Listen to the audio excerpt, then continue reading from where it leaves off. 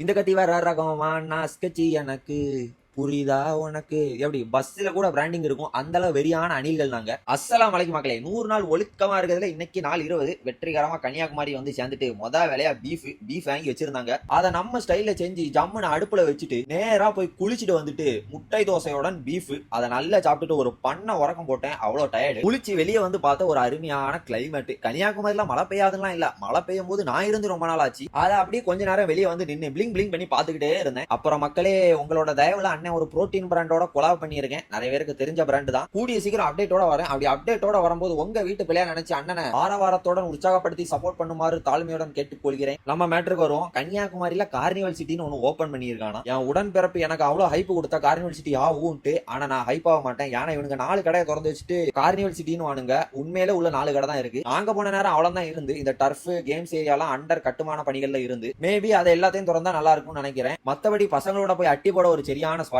அது. அவ்வளவுதான் மக்களே. அங்க இருந்து அப்படியே வீட்டு கிளம்பி வந்து மாத்திரை எல்லாம் போட்டு நாளை முடிச்சுக்கிறேன். ஒழுக்கம் முக்கியம் மக்களே.